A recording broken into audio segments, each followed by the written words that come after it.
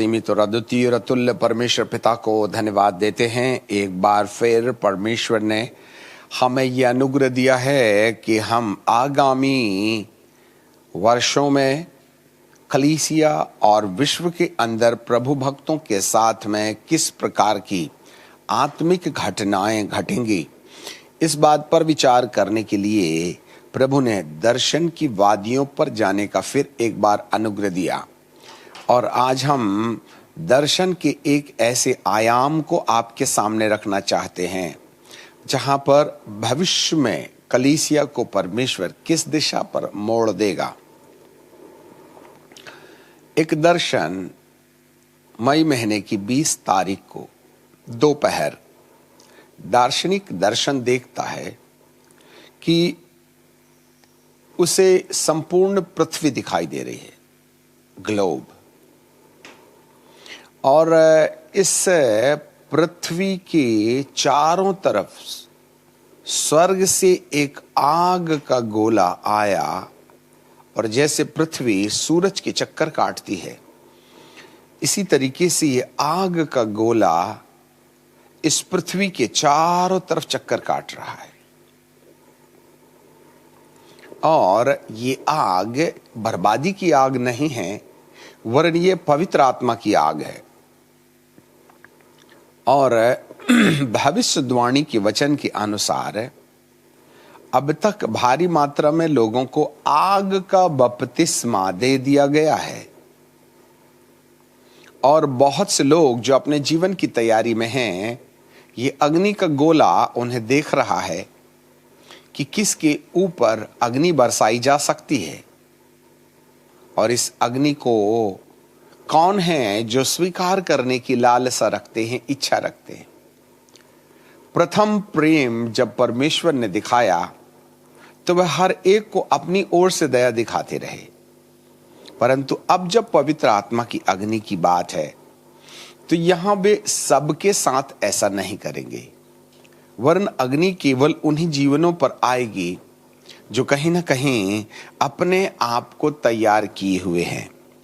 ये जो बात है, आप यदि मत्ती रचित सुसमाचार और उसका 3 अध्याय और उसके 1 पद की ओर देखें तो वहां ऐसे लिखा हुआ है, उन दिनों में यूहन्ना बपतिस्मा देने वाला आकर के यहूदिया के जंगल में प्रचार करने लगा कि मन फिराओ, क्योंकि स्वर्ग का राज्य निकट आ गया है। यह वही है जिसकी चर्चा यशायाह भविष्यद्वक्ता के द्वारा की गई थी कि एक पुकारने वाले का शब्द हो रहा है कि प्रभु के लिए मार्ग तैयार करो और उसकी सड़कें सीधा करो। और यूहन्ना, अब यहां पर बाइबल 10वें पद में कहती है, 8वें पद में, सो मन फिराओ के योग्य फल लाओ और अपने अपने मन में यह न सोचो कि हमारा पिता इब्राहिम है, क्योंकि तुमने कहा, मैं तुमसे कहता हूं कि परमेश्वर इन पत्थरों से इब्राहिम के लिए संतान उत्पन्न करेंगे। अब कुल्हाड़ा पेड़ की जड़ पर रखा हुआ है, इसलिए जो पेड़ अच्छा फल नहीं लाता वह काटा और आग में झोंका जाता है। और जो पानी, मैं तो तुम्हें मन फिराव का बपतिस्मा देता हूं, परंतु जो मेरे बाद आने वाला है वह मुझसे शक्तिशाली है, मैं तो उसकी जूती उठाने की योग्य नहीं। वह पवित्र आत्मा और आग से बपतिस्मा देगा।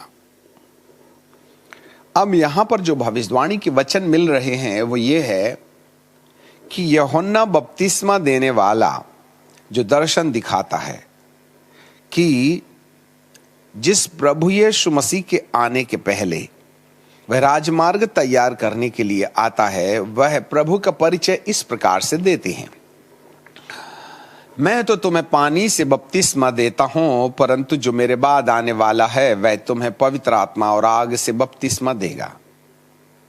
अब दर्शन में क्या दिखाई दे रहा है कि इस पृथ्वी के चारों तरफ आग दिखाई दे रही है, गोला, और बहुसंख्यक जो तैयार थे उन पर अग्नि का बपतिस्मा ऑलरेडी हो चुका है। और भारी मात्रा में परमेश्वर इस पेंडेमिक सिचुएशन में इस महामारी के दौर में, परिस्थितियों के दौर में, और जहां सताव हो रहा है और जहां विपरीत परिस्थितियां मनुष्य को डरा रही हैं, वहां बहुसंख्यक लोग अपनी आस्था संसार से हटाकर परमेश्वर की ओर एकाग्रचित करने के दौर पर लगे हुए हैं। और ऐसे समय में मेरे प्रियो, बाइबल का प्रभु ये कहता है कि मैं तुम्हारे लिए एक और दूसरा ईश्वरीय अनुभव रखा हुआ है, और वो है आग का बपतिस्मा। जी हां, अब तक धरती के अंदर पवित्र आत्मा के बपतिस्मे का बोलबाला रहा है, परंतु आज भी 80% संसार पर यीशु मसीह पर विश्वास करने वालों की आस्था नाम मात्र के लिए पवित्र आत्मा पर तो है, परंतु वे पवित्र आत्मा देगा बोल करके इस बात के सत्य को जानने से इनकार कर रहे हैं। तो अभी तो हमारी पहली वादान में ही एंट्री नहीं हुई है। पर यहां पर दूसरा वचन ये कहता है कि मैं तो तुम्हें पानी से बपतिस्मा देता हूं, परंतु जो मेरे बाद आने वाला है वह तुम्हें पवित्र आत्मा और के बीच में 2000 साल का अंतर है। पिंतकोस्त के दिन में पवित्र आत्मा भेजा गया और अंत के दिनों में आग का बपतिस्मा भेजा जाएगा। जी, और ऐसे समय में यह आग है जो दर्शन में दिखाई दे रही है। इसी दर्शन के दूसरे पहलू में यह दिखाई देता है कि एक बड़ी तलवार स्वर्ग से धरती पर आ रही है, और वो जहां जहां जिस इलाके को छू लेती है वहां एक भयानक आग लग जाती है। यह आग बर्बादी की आग नहीं है, वरन पवित्र आत्मा की आग है। और इस आग के द्वारा कलीसिया का शुद्धिकरण किया जाता है, जिससे कि वे यीशु के दूसरे आगमन के लिए अपने आप को तैयार करें। इसे ही अंत की जागृति के नाम से पहचाना जाता है। अब हमारे सामने अंत की जागृति धीरे धीरे स्पष्ट होते नजर आ रही है। अब जरा देखिएगा, ये स्वर्ग से आई लंबी तलवार पृथ्वी के जिस इलाके को छू रही है वहां आग लग जा रही है, मतलब पवित्र आत्मा का बपतिस्मा। अब इसकी जरूरत क्यों है ये हम बाद में देखेंगे, परंतु एक दूसरा और एपिसोड ये है कि जब वो तलवार पृथ्वी के जिस इलाके पर टच करती है, स्पर्श करती है, वहां आग आ जाती है। पर साथ ही साथ उस तलवार की जो धार है, उस धार से इलेक्ट्रिक वेव्स के समान, विद्युत तरंगों के समान, वायु तरंगों के समान, आवाजों की तरंगों के समान कुछ ऐसी तरंगें निकलती हुई दिखाई दे रही हैं। और ये जो तरंग हैं वो केवल जहां आग लगी है वहां नहीं है। कहां सुनामी, कहां पर भूकंप आया था और वे पानी की लहरें समुद्र के किनारे तटवर्ती इलाकों पर आ टकराती हैं।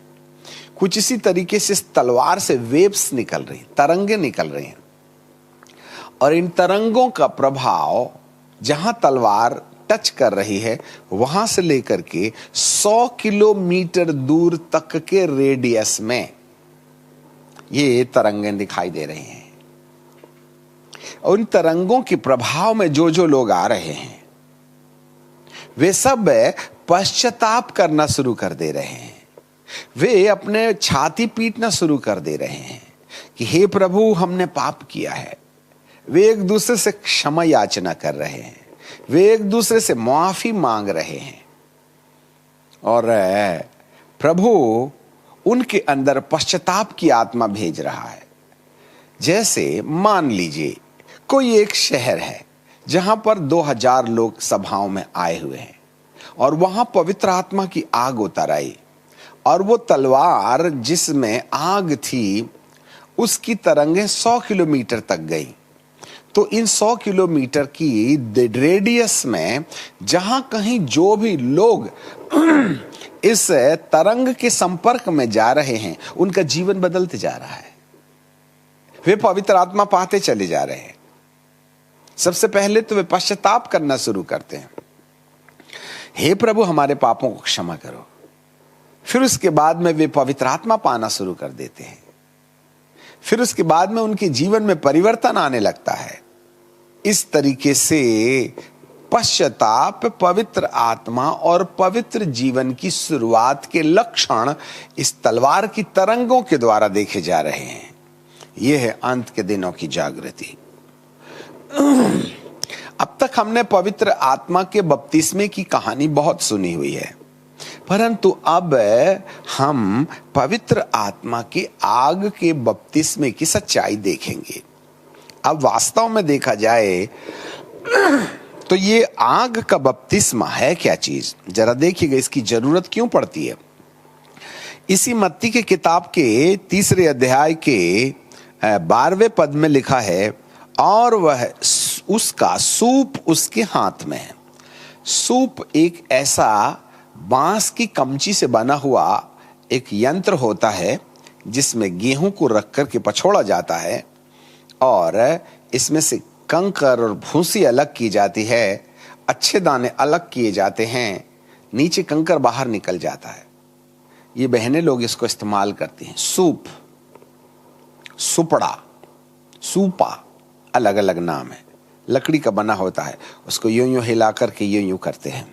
सूप ये जो है प्रभु के हाथ में है, उसका सूप उसके हाथ में है और वह खलिहान को अच्छी तरीके से साफ करेगा और गेहूं को तो खत्ते पर इकट्ठा करेगा।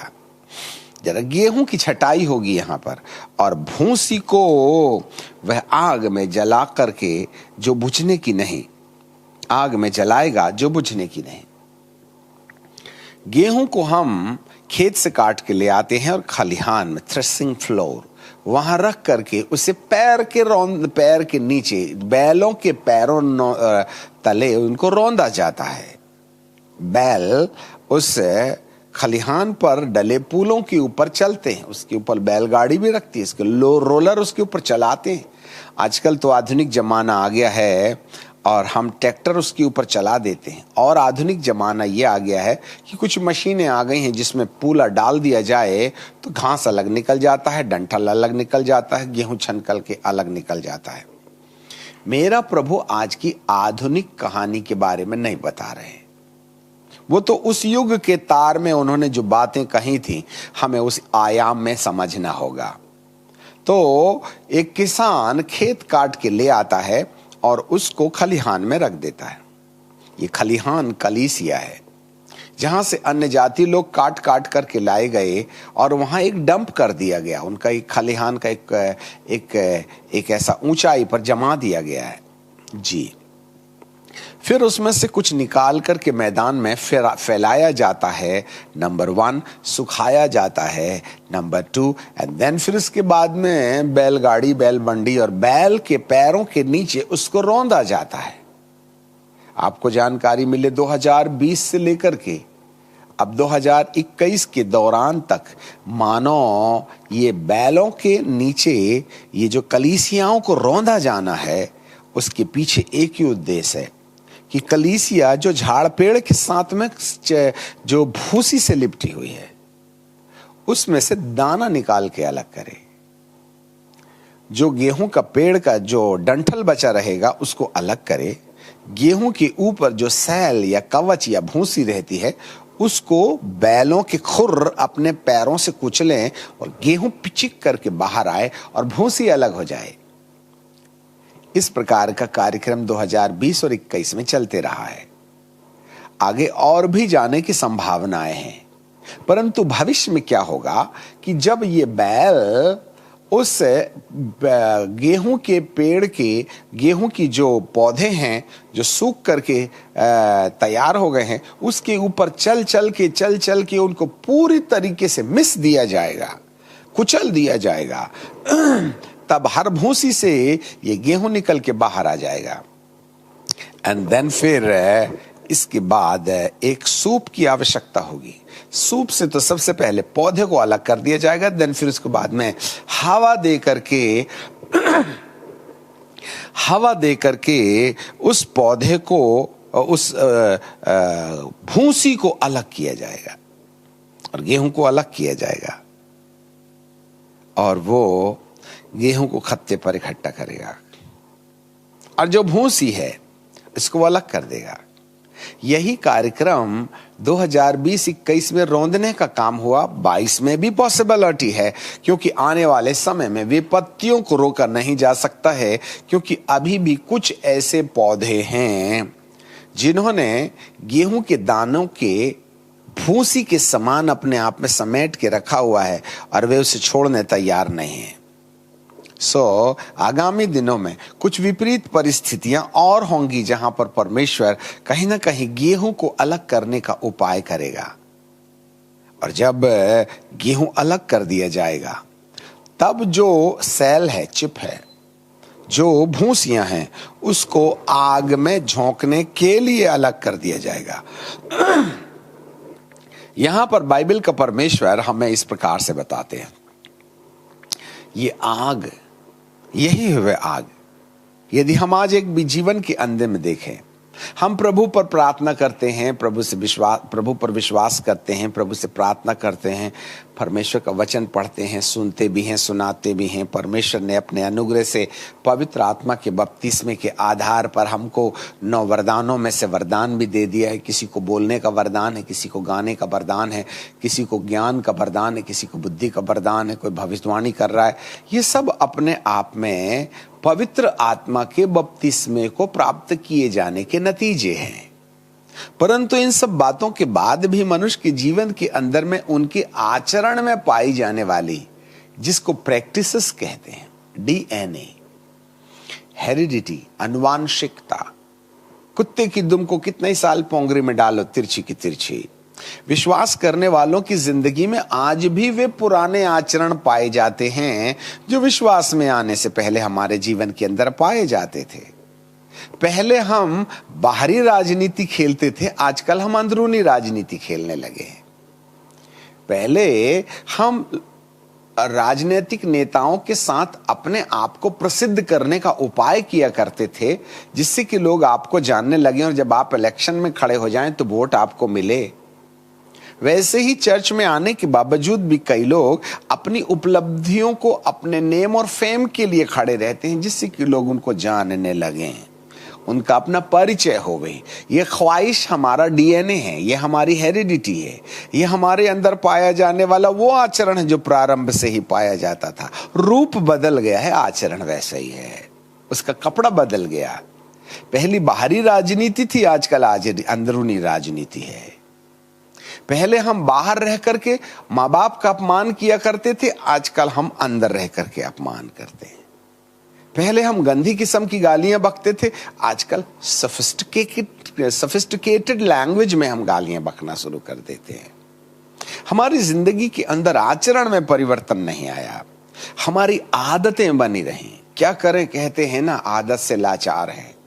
जी हां, ये जो पवित्र आत्मा की अग्नि है, अब मान लो हम मृत्यु को प्राप्त कर अपने आत्मा और आत्मिक प्राण में, जिसमें हमारी आदतें रिकॉर्डेड हैं, उनको लेकर के स्वर्ग गए और हमको वहां पर गुस्सा होने की आदत है, तो हमारे प्राण तो आदि है भाई साहब क्रोध होने का।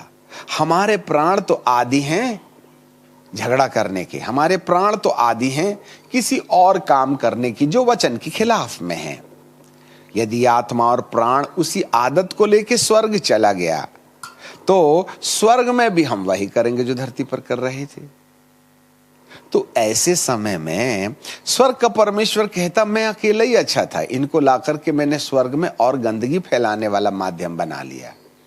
इसलिए प्रभु उन्हें अपने राज्य में ले जाने से पहले इस पवित्र आत्मा की अग्नि के द्वारा उनके ऊपर चढ़ी हुई भूसियों को वह निकाल करके उन्हें आग में जला देना चाहता है। That's why the fire baptism is। ये जो पवित्र आत्मा की अग्नि का जो बपतिस्मा है वह है हमारे विश्वास के लिए नहीं है, वरदान के लिए नहीं है, वरन जिन प्रैक्टिसेस को आज भी हम अपनाते हैं उनसे छुटकारे की बात है। यदि हमारे आचरण में हमारे पुरानी प्रैक्टिसेस नहीं जाएंगी, जिसका रूप बदल करके हम अंदर हैं सफेद कपड़े में, हमारे लिए ऊपर जाने में दिक्कत हो सकती है, संभावनाएं तकलीफ में है। इसलिए भूसियों का जलाया जाना जरूरी है। जी हाँ, यह है पवित्र आत्मा की आग जो संपूर्ण पृथ्वी के ऊपर चारों तरफ चक्कर काट रही है। हर विश्वासी को इससे पहले कि वह यीशु के दूसरे आगमन का दर्शन और सपना देखे, उसको यह जरूरी है कि वह विश्वास के बाद में पवित्र आत्मा पाए, जिसके द्वारा वे पवित्र आत्मा के 9 ईश्वरीय अनुभवों को प्रेम, आनंद, मेल, धीरज, कृपा, भलाई, विश्वास, नम्रता और संयम जैसे 9 ईश्वरीय अनुभवों को अपने जीवन के अंदर व्यवहारिक रूप में देखने लगे। इससे काम अकेला नहीं चलेगा। इसके बावजूद भी 9 अनुभवों के साथ साथ हमारी आदतें पिछली जिंदगी के समान हैं। वहां से भी हमको छुटकारा चाहिए, और वहां से छुटकारा जो पवित्र आत्मा जहां हमको बदल नहीं पाया, वहां पर पवित्र आत्मा की आग उन भूसियों को जलाने का काम करेगी।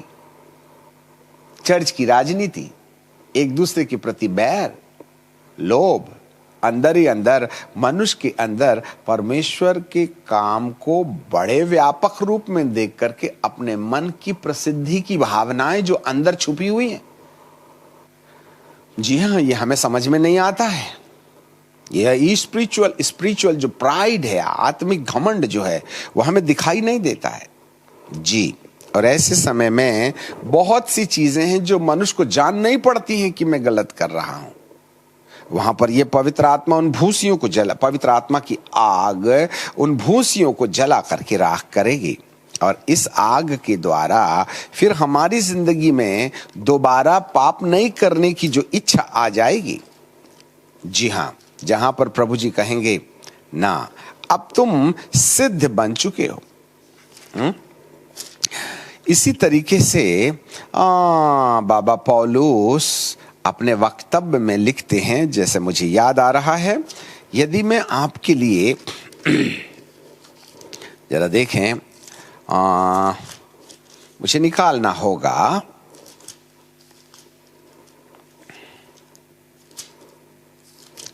बाइबल हमें फिलिपियों की किताब और उसके 3 अध्याय में कुछ बात कहती है। बुक फिलिपियों की किताब, उसका 3 अध्याय और उसके 11वें पद को जरा देखें, ताकि मैं किसी भी रीति से मरे हुओं में से जी उठने के पद को पहुंचूं। मेरा मतलब यह नहीं कि मैं पा चुका हूं या सिद्ध हो चुका हूं। पिन पॉइंट, मेरा मतलब यह नहीं कि मैं पा चुका हूं या सिद्ध हो चुका हूं। बाबा पौलुस पूरे 9 वरदानों को और 5 प्रकार की सेवकाई को अपने जीवन में व्यवहारिक रूप में देख चुके थे। वे तो कई बार स्वर्ग भी जाके आ जाते थे। इस प्रकार का आयाम उनकी जिंदगी में था, और इतना ज्यादा प्रकाश था कि प्रभु को उनके अंदर घमंड ना हो जाए बोल करके शैतानों की भी ड्यूटी दे रखी थी कि इनको वक्त वक्त में पेट पर घूंसे मारते रहना, जिससे कि ये फूल करके घमंडी ना हो जाएं। इतनी बड़ी व्यापक सेवकाई के बाद भी वे अंतिम पड़ाव में एक बात कहते हैं, मेरा मतलब यह नहीं कि मैं पा चुका हूं। तो क्या नहीं मिला बाबा पौलुस को? क्या वरदान नहीं था? मैं तुम सबसे ज्यादा अन्य भाषा बोलता हूं। मैंने धरती के अंदर में इतना दुख उठाया है कि यीशु मसीह के दुख में शायद कुछ कमी बेसी रह गई होगी, तो मैं उसको अपनी देह में पूरा किया चाहता हूं। हम तुम तो 1 ही 2 बार ना लठ डंडे खाए होंगे, 5 बार बेत खाई, 3 बार 39 कोड़े खाए, बाहर वालों के दुख में, अंदर वालों के दुख में, भूखे में, कहां दुख नहीं उठाया। उसके बावजूद भी वो कहता है, मेरा मतलब यह नहीं है कि मैं पा चुका हूं। कौन सी ऐसी चीज है जो उसको अभी नहीं मिली है? उसने साफ कहा, यह मतलब नहीं कि मैं सिद्ध हो चुका हूं। तो सिद्ध उस पदार्थ को पकड़ने के लिए दौड़ा चला जाता हूं जिसके लिए प्रभु ने मुझको बुलाया है। 14वें पद में लिखा है, निशाने की ओर दौड़ता हुआ जाता हूं कि वह इनाम पाऊं जिसके लिए मसीह ने मुझे घोड़े पर से गिरा करके फिर उद्धार दिला के मुझे बुलाया था। हाँ। जी, यहां पर लिखा है 13वें पद में, मेरी भावना यह नहीं कि मैं पकड़ चुका हूं, परंतु केवल एक बात करता हूं कि जो बातें पीछे रह गई हैं उसको भूलता हूं। हमें सब याद रहता है, एक सिद्ध व्यक्ति कल क्या हुआ था वह भूल जाता है। यदि वो नकारात्मक है तो सकारात्मक मत भूलना, नहीं तो गवाही खत्म हो जाएगी। पवित्र आत्मा की आग हमारे मनों के अंदर, डीएनए के अंदर, हेरिडिटी के अंदर, प्रैक्टिसेस के अंदर जो फूंसियां पाई जाती हैं उनको वो जला देता है। जी हाँ, यही आग का गोला इस पृथ्वी पर अब चक्कर मार रहा है कि कलीसिया के अंदर पाई जाने वाली भूंसियों को जलाने का काम करे।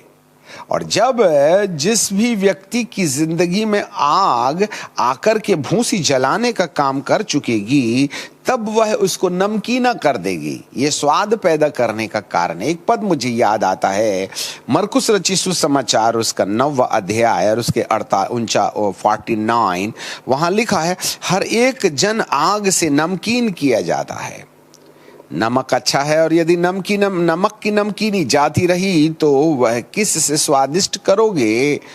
अपने में नमक रखो, अन्यथा है बाहर फेंक दिए जाओगे। क्योंकि मत्ती 5:13 में बाइबल कहती है कि यदि नमक अपनी नमकीनी खो दे तो उसको बाहर निकाल दिया जाए और पैर के नीचे रौंदा जाए।